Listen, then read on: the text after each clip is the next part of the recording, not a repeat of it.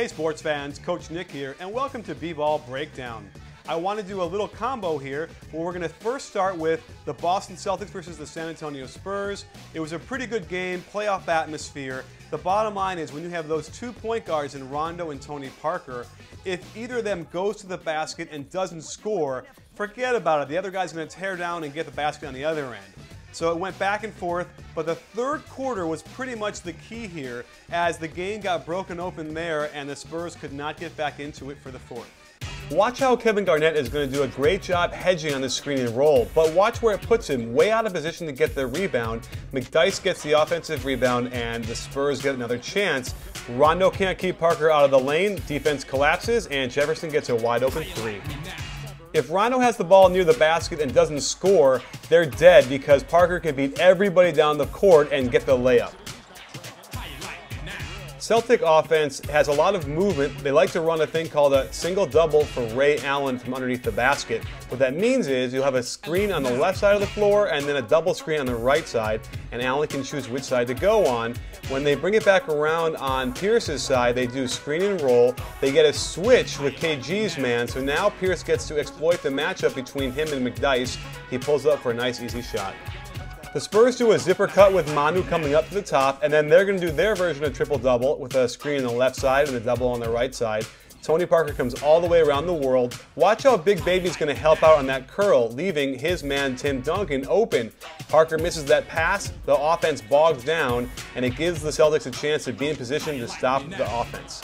Because Parker misses that pass to Duncan and they turn the ball over, Ray Allen gets a nice assist from Rondo for a deuce. Up one early in the third, they go to their bread and butter play, which is Pierce posting up basically on the free throw line. Rondo comes to screen a little bit, and Pierce turns and shoots. In a precursor to when the wheels fall off for the Spurs later this quarter, Matt Bonner is going to get the ball in the wing, dribble with his left hand to the basket, and just turn it over. Same bread and butter play where they post up Pierce and Rondo goes to screen, and he slips it, gets open, makes the layup, but he falls down, and that lets Tony Parker get a head of steam up the court where nobody on the Celtics can stop him getting to the basket. Because Rondo doesn't have a pull-up game where he can shoot it there, he gets too deep, pressures, misses the ball, and now he's behind Tony Parker, who can take off down the court, beat everybody, collapse the defense, and guess who? There's Bonner for a three. Jeff Green hasn't quite learned the defensive philosophy of the Celtics. Watch how he helps too much on the Manu cut, leaves Bonner open a little bit, and then again on the pick and roll on top, he's going to come over way too far to help on Duncan, leaving Bonner wide open for that three.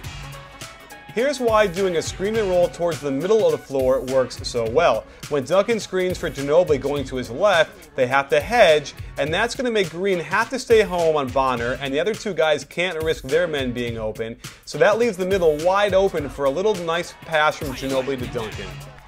Popovich said that his team got a little bit three happy in the third quarter, but here's a great shot, up by four, short corner three, open, but he just misses. Of course, Jeff Green hustles down the court and Rondo hits him with a beautiful pass. He jumps off the wrong foot for this right-handed layup, though.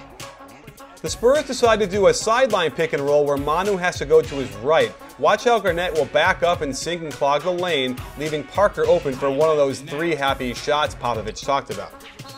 Up by two, the Spurs get a shot they don't necessarily want. Bonner moving to his right instead of being stationary, fires up an awful-looking three-point shot, and here comes Rondo racing down the court from that long rebound and pulls up for a nice 18-footer. It's a crucial part of the game in the third quarter tied, and San Antonio decides to do screen and roll on top. However, there's almost no movement besides Tim Duncan and Tony Parker, and I believe that those guys are standing around so much they're not as quick getting back on defense when Rondo tears down the court, attacks Bonner, and hits a beautiful layup.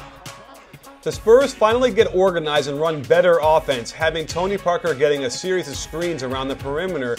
Everybody collapses on that curl, and that leaves Bonner wide open. That's a perfect shot, it just happens to miss.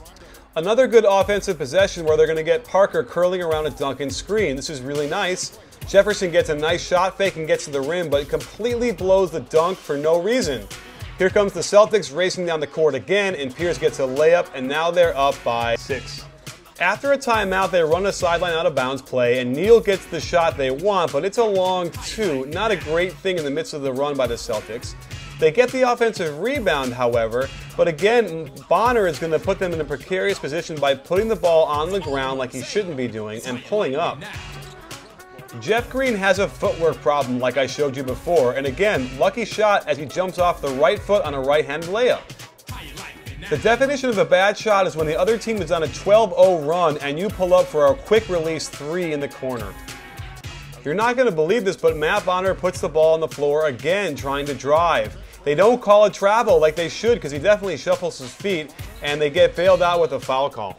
So there you have it. It shows you how good the Celtics defense is when they can take the Spurs out of their offense, even though the offense for the Spurs is very rudimentary and basic, effective, but the defense was so good in taking away things, and Matt Bonner was screwing around with all those drives, it didn't help them. And while I did take a couple threes that might have been dicey, I didn't think that was what killed them. It looked like it was just execution. Let's move on to game 2. The Lakers were playing the Mavs, and it got very testy at the end. The first half was pretty much even with a lot of intensity, but the second half, so mainly the third quarter, was where the game turned. Dirk Nowitzki starts out on the wrong foot in the third quarter with the complaining on this shot, where it appears that Pau Gasol didn't even touch him, yet he complains vociferously and gets a technical foul. The Lakers have been tweaking their offense for the playoff run. Normally you'd see Bynum screen the ball in the high post series. Instead he's going to turn and they're going to throw it up to him for a lob. Here's a key play. The Lakers are going to run a single-double for Fisher, but watch Bout as he knocks the ball away off of Kobe, but there's no backcourt violation when there should have been. Horrible call, and it leads to a shot by the Lakers in the corner wide open for a 3. In case you don't believe me, Laker fans, here it is in slow motion. Off of his hand, no one else touches it. Backcourt. No call. Mavericks should be mad. Bout hasn't mastered the art of throwing a lob, but it's pretty funny how Chandler jumps for it. Down by 8, it's a crucial possession for the Mavericks, and you'd think they need to get a great shot. So let's go to Dirk in the post or Dirk in the high post. Instead, he throws it back to Kidd, who shoots a 15-footer that clanks. Up by 8, Kobe decides to go into Mamba Mode to finish them off. However, his teammates scratch their head while they're watching him do his one-on-one thing, and Jason Kidd's got good hands, strips him cleanly, and here comes Bout down the court with an and-one off of a Fisher flop. Dallas's offense is ranked 13th, which is very mediocre, and here's why. There's not a lot of movement or cleverness. The left side, there's 2 guys standing around.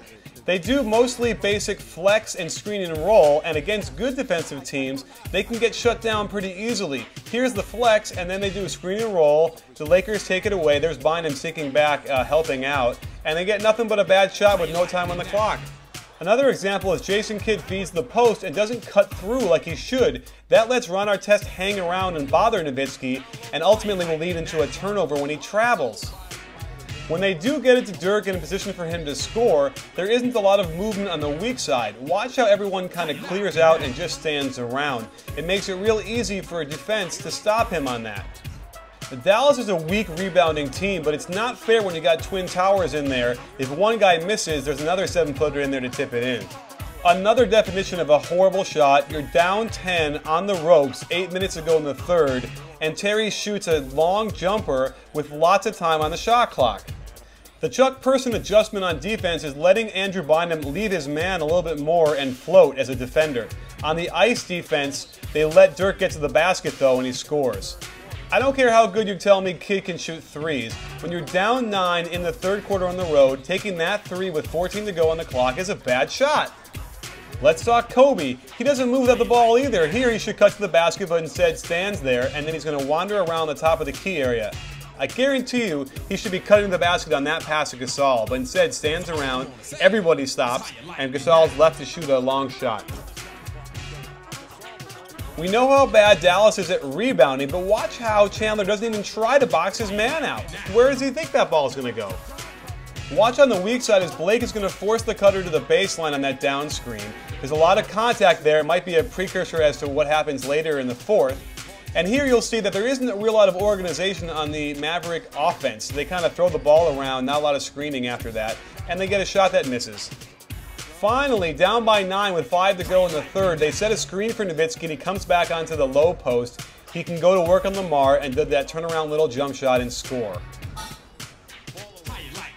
Partly because the Maverick offense is unimaginative and the new defense for the Lakers focuses on stopping the penetration, everyone is over on the strong side of the ball.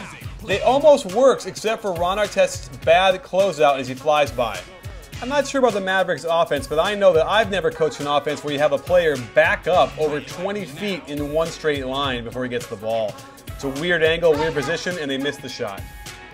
And here is a high school move. When you're too fast, you don't have control of the ball, Terry literally throws the ball out of bounds. When you're up 10 deep into the third quarter, you want to run some offense, make the defense work. Instead, Kobe goes one-on-one. The Mavs defense does a nice job keeping him out of the lane, and he misses the shot. Now he's on the ground, can't get back on defense, and there's Marion coming down with that awful, yet effective, one-handed push. Being home means you get the benefit of the doubt on certain calls, and there's no question that probably should have been called a charge. It wouldn't have hurt him so much, but they can't even get the rebound off of the free throw. Down by 10 again, there's this awful backing up by Terry and then an awful turnover by Kidd. I can't decide whose fault that was. Here's the beginning of the melee where you'll see Terry get the ball after some physicalness and then nails Blake with his butt before getting fouled. Here's where games are lost. Down by 9, 5 seconds on the clock, you have to watch the inbounder. They don't have much time to do anything else. Marion doesn't do that and they get a 3. If it's not enough the Lakers have 2 big men in Bynum and Gasol, now they have another big man who can rise up and hit threes. And it's Odom who can get rebounds, tear down the court, and finish at the rim. It's really unfair when you have guys like these on your team.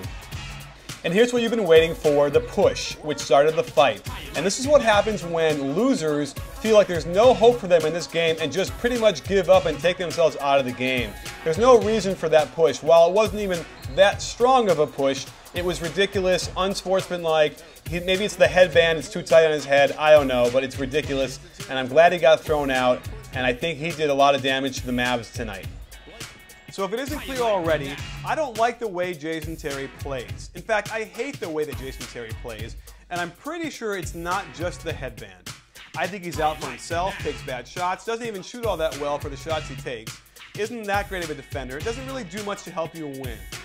That said, what's going to kill the Mavericks against anybody, and in fact, I'm not sure they're going to make it out of the first round, is their rebounding. Their rebounding stats are extremely poor and extremely mediocre, and their offensive stats are also mediocre. So you got a pretty bad combination of an offense that doesn't score very well, they're middle of the pack, and you don't get offensive rebounds, and they don't rebound on the defensive end very well either. So don't be worried about these guys come playoff time if you're Laker fans or anybody else in the Western Conference. Well, thanks for joining us. Stay tuned for lots more B-Ball Breakdown. Final Fours tomorrow. Can't wait.